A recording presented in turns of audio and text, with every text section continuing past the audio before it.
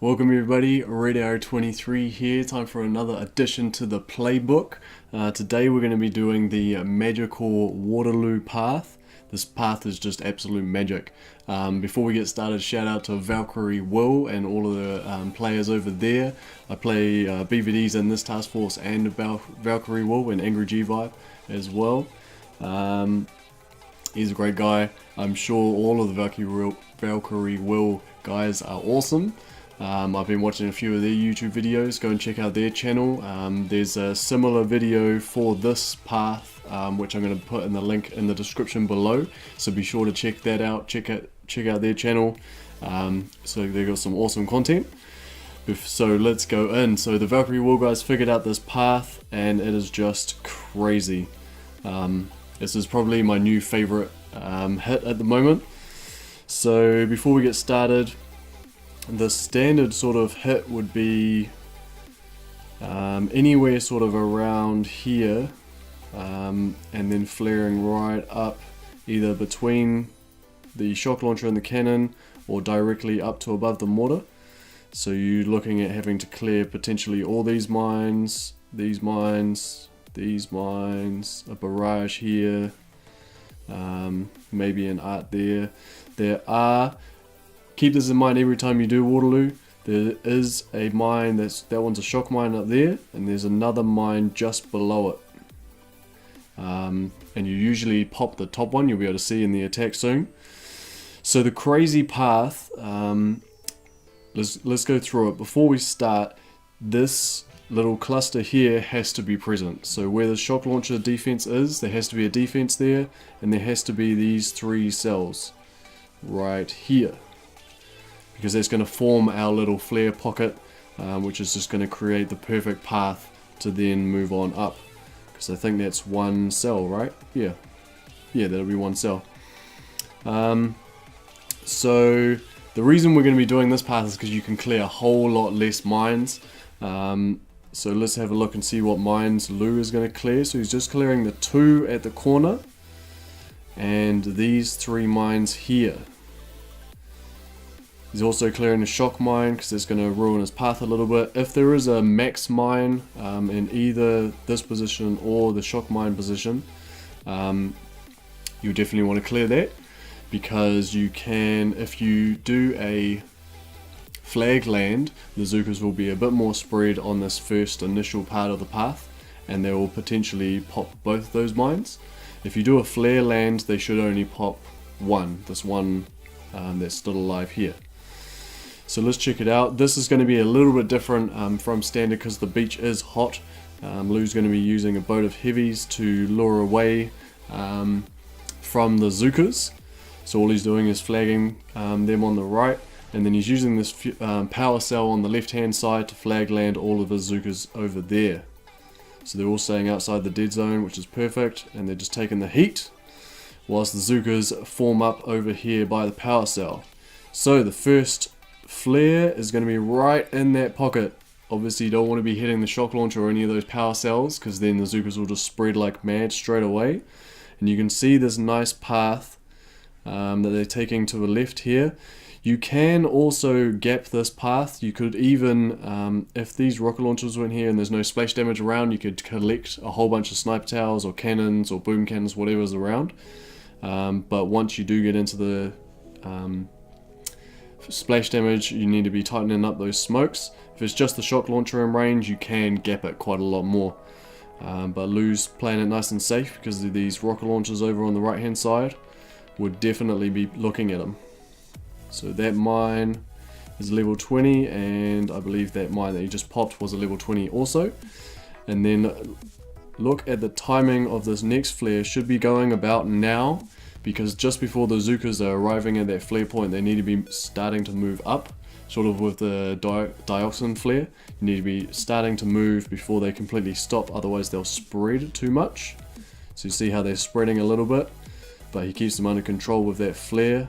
Let's look at that flare position. It has to be within 2 pixels from the wall, so ideally the pixel right against the wall above these mortars, just so that you can avoid these 2 mines here. Boom mines have a slightly smaller detection radius before they pop, and it's not so much of a bigger deal with boom mines, because they obviously only take like maybe 5. I have heard of them popping like 30, but usually they don't. And then look at this. How magic is this? Look how close all of his Zookas are getting to that mine. It's just ridiculous. That's why they call it the magic Waterloo path. So here we go, another magic little passing of a mine there. And then we're getting these smokes up, and then we're going to do a nice double smoke for the last 2. Furthest one first, it's got longer to travel. And then just as that flare is expiring, the Zookas are getting nice, getting in position, all nice. And then we're flaring onto the core, noting that we are going to pop that top mine. So if you want to drop a med kit to heal up your Zookas so they can take a hit from a mine, or you just want to pop it, that is all good. And then we're going to get our shocks out as normal. Today it's looking like this needs shocking. This top rocket launcher will always need shocking, along with the machine guns that are usually there. This mortar looks like it's too far away, and obviously these mortars are right there. So 1, 2, 3, 4 shocks. Let's have a look. And boom. So then we're just smoking the core from about 11 o'clock. And that is what it is all about. So the reason that we're doing this attack over the other paths is that we only needed to use 1 artillery over here, 1 artillery on the mines over here, and 1 artillery here. And that one might not even be required if you can do a flare landing and be really precise with your flares. And there's only a level 20 mine here. You might just run straight over it. So 2 to 3 artilleries and some sweet flaring, and you'll be able to smoke it. So let's check out another quick example. The follow-up attack, I believe was done by someone pretty awesome. Oh no, wait, it was just me, don't worry about it. So I don't have to clear any mines, so we're just getting the rocket launchers distracted. Flag land, and we are going left straight into that pocket by the shock launcher. See how my Zookas did go left of this power cell here. Just be obviously a bit cognizant of that. Make sure you're looking at these smokes very precisely, and then check out the timing of the next flare as it. So we want to obviously put the next smoke down so that by the time the flare gets there, and you see how some went a little bit too high, so just that timing is critical. I think I was a little bit late on that flare, which meant that my Zookas spread too much. So here we go, heading on up. There's no mine up the top here now. Remember that you can pop that. If that's a level 22 mine, you obviously have to pop that before you add it before you get there. Then we're flaring onto the core and getting out our shocks.